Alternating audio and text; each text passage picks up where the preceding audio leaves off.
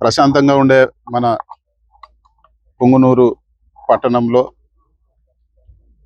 ఒక 7 ఏళ్ల వయసు గల మైనారిటీ బాలికని అత్యంత దారుణంగా హత్య చేయడం జరిగింది. రాష్ట్రంలో కర్నూలులో ఒక ఇన్సిడెంట్ ఇప్పటికే జరిగింది. అది సాల్వ్ కాకముందే ఇలాంటి ఇన్సిడెంట్లు మళ్ళీ కూడా జరుగుతూ ఉన్నాయి. ప్రభుత్వం ఖచ్చితంగా దీనిపైన కఠినంగా వ్యవహరించాలని చెప్పి కూడా మేము కోరుతా ఉన్నాము. అదేవిధంగా దోషులందరినీ కూడా శిక్షించాలని చెప్పి కూడా మేము కోరుతా ఉన్నాము.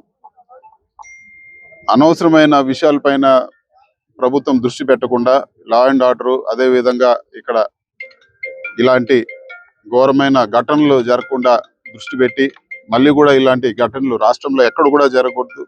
అసలు ఎవరున్నా కూడా ఇలాంటి వాళ్ళందరినీ కూడా వెలికి తీసి కఠినంగా శిక్షించాలని చెప్పి కూడా మేము డిమాండ్ చేస్తున్నాము. అదేవిధంగా గౌరవ జగన్మోహన్ రెడ్డి గారు 9వ తేదీ ఉదయం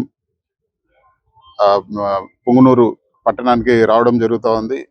బాలిక ఏదైతే బాలిక చనిపోయిందో వాళ్ళ తల్లిదండ్రుల్ని పరామర్శించి వాళ్ళకి ధైర్యం చెప్పడమే కాకుండా ఇలాంటి ఘటనలు జరగకుండా ఉండాలని చెప్పి కూడా గట్టిగా డిమాండ్ చేస్తారు. అదేవిధంగా మార్నింగ్ 10-10:30 ప్రాంతంలో పుంగనూరుకు వస్తారు. ఇక్కడ నుంచి ఆ బాలిక కుటుంబాన్ని పరామర్శించాక తిరుపతి వెళ్ళి అక్కడి నుంచి విజయవాడకి వెళ్తారని చెప్పి కూడా తెలియజేస్తున్నాను. అందరూ కూడా జగనన్న అభిమానులు అందరూ కూడా ఈ కార్యక్రమానికి హాజరు కావాలని చెప్పి. దోషులు ఇంతవరకు పట్టుకోలేదు. కర్నూలులో ఒక చిన్న అమ్మాయిని చంపేసింది. మళ్ళీ ఈ రోజు పొంగనూరులో ఇలాంటి ఇన్సిడెంట్ జరిగింది.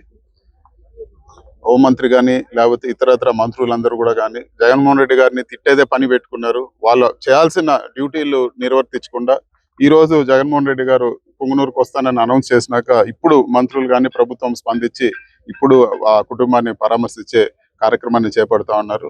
ఈ ఆలోచన ముందే ఉండినలా జరిగిన రోజే వచ్చి ఇక్కడ దోషులు పట్టుకునే కార్యక్రమాన్ని హోంమంత్రి కానీ మిగతా మంత్రులు కానీ చూసిండల్లా. అది తప్పించి జగన్మోహన్ రెడ్డి గారిని తిట్టి అనవసరమైన ప్రజలకు ఉపయోగం లేని టాపిక్స్ లో ఏదంటే అది వాళ్ళ సమయం వృధా చేసుకుంటా ఉన్నారు. రాష్ట్రాన్ని చక్కగా పెట్టాలా, రాజకీయాలకు అతీతంగా మీరు చేయాల్సిన డ్యూటీ చేయండి. First of all law and order, సామాన్య ప్రజలకు ఇలాంటి ఘోరమైన ఇన్సిడెంట్లు జరగకుండా భరోసా ఇచ్చి కంట్రోల్ చేయాల్సిన బాధ్యత ప్రభుత్వం పైన ఉందని చెప్పి కూడా నేను తెలియజేస్తున్నాను. మరిన్ని వీడియోస్ కోసం ఛానల్ ని సబ్స్క్రైబ్ చేయండి. లేటెస్ట్ అప్డేట్స్ కోసం వాట్సాప్ ఛానల్ ని ఫాలో చేయండి.